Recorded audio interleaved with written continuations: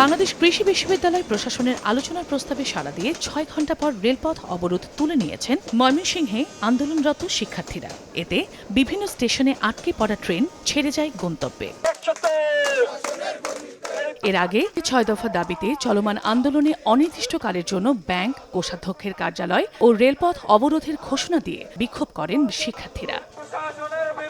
মঙ্গলবার সকাল ১১টা থেকে শহরের জব্বারের মোড়ে অবস্থান নিয়ে শিক্ষার্থীরা রেলপথ অবরোধ করায় বন্ধ হয়ে যায় ঢাকা ময়মনসিংহ রুটে ট্রেন চলাচল। সেখান থেকে দুপুর ১টার দিকে তারা বিক্ষোভ মিছিল নিয়ে কোষাধ্যক্ষের কার্যালয়ে গিয়ে কর্মকর্তাদের বের করে দেয়। একই সময়ে পূবালী ব্যাংকের বিশ্ববিদ্যালয় শাখায় তালা দেয়া হয়। পরে জনস্বার্থে পূবালী ব্যাংকের বিশ্ববিদ্যালয় শাখা খুলে দেয়া হয়। তবে এখন পর্যন্ত তালাবদ্ধ অবস্থায় রয়েছে কোষাধ্যক্ষের কার্যালয়। আমরা আসলে আন্দোলনটা দীর্ঘায়িত করতে চাচ্ছি না, একটা সুষ্ঠু সমাধানের দিকে নিয়ে যেতে চাচ্ছি। সেজন্য আমরা নিঃশর্তভাবে ওনাদের সাথে আলোচনায় বসতে আমরা রাজি হয়েছি। আমাদের প্রশাসন এই যে সুষ্ঠু সমাধানের দিকে একটু এগিয়ে যাবে।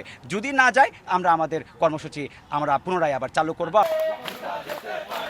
এদিকে বিশ্ববিদ্যালয় প্রশাসনের পদত্যাগের দাবিতে দুপুর ১২টায় বিক্ষোভ ও অবস্থান কর্মসূচি পালন করে চট্টগ্রাম বিশ্ববিদ্যালয়ের শাখা ছাত্রদল। এর আগে শিক্ষার্থীদের ওপর হামলার ঘটনায় প্রক্টর ও নিরাপত্তা প্রধান বাদী হয়ে ৯৮ জনের নাম উল্লেখ করে আরও ১,০০০ অজ্ঞাত আসামির বিরুদ্ধে হাটহাজারী থানায় মামলা করেন বলে নিশ্চিত করেছেন রেজিস্ট্রার অধ্যাপক ডক্টর সাইফুল ইসলাম। ছাত্রছাত্রীদের উপরে হামলা করেছে, এজন্য একটি মামলা।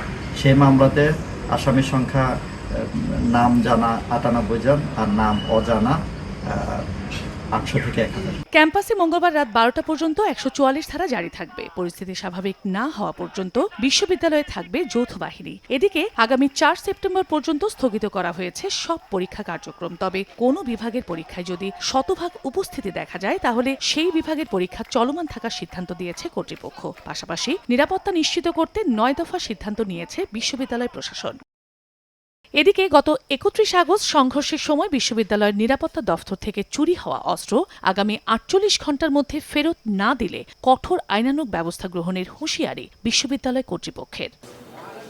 শিক্ষা প্রতিষ্ঠানগুলোতে যে অচলাবস্থা চলছে তা দুঃখজনক বলে মন্তব্য করেছেন শিক্ষা উপদেষ্টা। তবে মন্ত্রণালয়ের সহায়তায় দ্রুত সমস্যা সমাধানের আশ্বাস দেন তিনি। যে কোনো সমস্যাই আলাপ আলোচনার মাধ্যমে সমাধান হওয়া সম্ভব।